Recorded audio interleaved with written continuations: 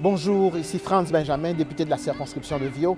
Bienvenue dans le quartier Saint-Michel, un quartier diversifié, un quartier riche, avec plusieurs ressources qui sont là pour aider les jeunes, les familles, les aînés, les enfants de la circonscription. À chaque semaine, je vous présenterai un de ces organismes, une de ces ressources qui sont là pour nous accompagner. Alors bienvenue avec moi au fil de ces rencontres. Suivez-moi.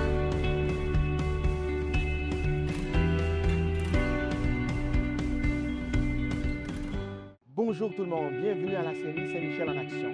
L'organisme que nous vous présentons aujourd'hui, à lui seul, vaudrait la peine qu'on en parle à travers toute cette série. Cependant, une capsule est réservée à cet organisme. De quel organisme? La Maison d'Haïti. Depuis maintenant 50 ans, la Maison d'Haïti dessert les familles d'origine immigrante dans le quartier Saint-Michel et un peu partout ailleurs à Montréal.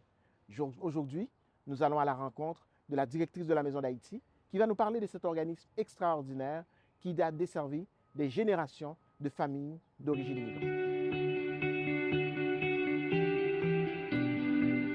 À la Maison d'Haïti, Marjorie, 50 ans de la Maison d'Haïti. Parle-nous de ces 50 ans.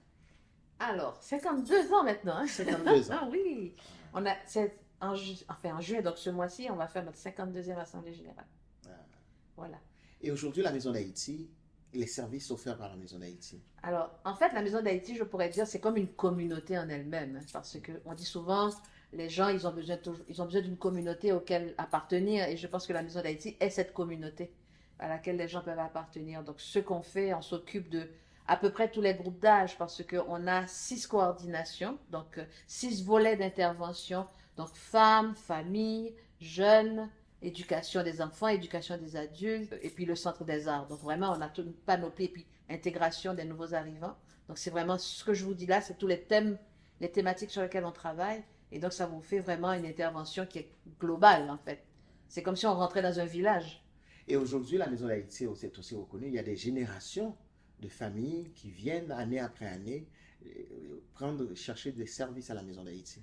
Non seulement ils viennent année après année, mais c'est intéressant de voir au bout de 50 ans, les enfants qu'on connaissait sont devenus adultes, ils ont des enfants et leurs enfants ont des enfants. Donc c'est toujours intéressant de voir revenir donc les enfants de ces personnes-là. Très souvent, les enfants me disent, tu me reconnais pas. Je dis, non, je te reconnais pas parce que tu étais tout petit, maintenant tu es un adulte. Je peux pas te reconnaître. Mais eux se reconnaissent à la Maison d'Haïti, c'est ça qui est intéressant. Et pour le quartier Saint-Michel, la Maison d'Haïti est beaucoup plus qu'une institution. Pour Montréal dans son ensemble, il y a eu des événements pour commémorer pour que ces 50 ans, ces 52 ans. Alors, comment ça a été les célébrations? Ça s'est bien passé. En fait, évidemment, on a investi la TOU, puisque on ne peut pas fêter 50 ans à la Maison d'Haïti parce que ça n'aurait pas été assez gros. Ouais. Donc, on est allé à la TOU, donc on a célébré la TOU, mais on a aussi profité pour faire un programme tout autour des archives. Parce que, en fait, les archives de la Maison d'Haïti, c'est aussi les archives de la communauté haïtienne. Donc, en fait, ce qu'on s'est dit, c'est que ces archives-là ne peuvent pas dormir dans des boîtes. Il faut les rendre vivants. Et si quelqu'un a envie de venir, je sais pas, regarder un vieux film, des vieilles photos, les photos de quoi ça avait l'air à la Maison d'Haïti à l'époque. Et même les gens se reconnaissent sur les photos. Donc, c'est ça qui est intéressant. Et donc, on a travaillé les archives et on commence à les mettre au fur et à mesure sur un site internet tout à fait particulier à nous. Et donc, ça a été une des choses qu'on a fait pour les 50 ans. La Maison d'Haïti est connue comme un organisme de défense de droits aussi. Et la Maison d'Haïti a connu beaucoup de succès à travers le temps en matière dans les luttes sociales. S'il y avait un combat, un succès dont tu es très fier que la Maison d'Haïti ait pu remporter, ce serait lequel? Il y en a eu, en fait, je ne peux pas dire qu'il y a eu un combat, je peux dire qu'il y en a eu plusieurs. Mais tout ce que je peux dire, c'est que chaque fois, on est un peu comme les précurseurs. Je me souviens très bien, il y a 40 ans de ça, on a sorti un programme qui s'appelait Choix. Et ce programme, c'était l'aide aux devoirs. Et maintenant, quand on regarde toutes les commissions scolaires maintenant font l'aide aux devoirs, je me dis, on a été précurseurs. Parce qu'on avait senti que c'était quelque chose qui était extrêmement important de s'occuper des enfants après l'école. Et donc, il y avait ce programme, c'est un programme qui était à la Maison d'Haïti et au bureau de la communauté des Haïtiens de Montréal. On le faisait ensemble. Et ce programme, donc, s'appelait Choix. Et moi qui connais un peu la Maison d'Haïti, je sais que la Maison d'Haïti est très présente aussi dans la concertation et concertation multiface. Parle-nous un peu des activités de la Maison d'Haïti au niveau de la concertation. Au niveau de la concertation, je peux dire on est quand même très, très ancré dans le quartier. Parce que nous, quand on est arrivé dans le quartier, il y avait pas autant d'activités qu'il y a maintenant. Et c'était un quartier qui était assez... J'avais l'impression que c'était un quartier qu'on avait un peu oublié, qui était un peu resté à l'oubli. Les parcs étaient laissés à l'oubli. Il y avait encore la carrière qui recevait les déchets de la ville de Montréal.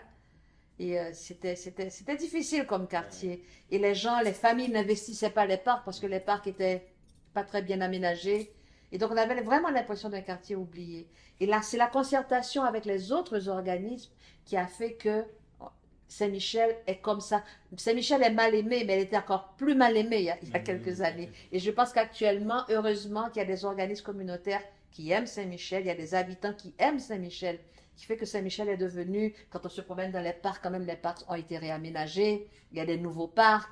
Regardez le parc Frédéric Bach qui était un dépotoir. Absolument. Donc on s'est battu pour d'abord fermer le dépotoir et ensuite en faire un parc.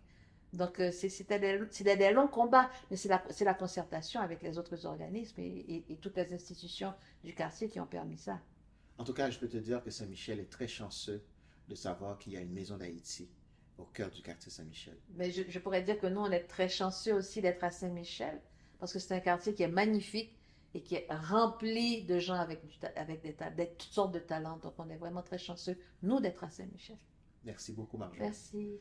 Alors, c'était avec nous aujourd'hui Mme Marjorie Villefranche, elle est directrice générale de la Maison d'Haïti, qui nous parlait des 52 ans d'existence de la Maison d'Haïti et des activités de cette grande maison dans le quartier Saint-Michel.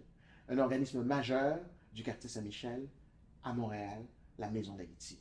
À bientôt.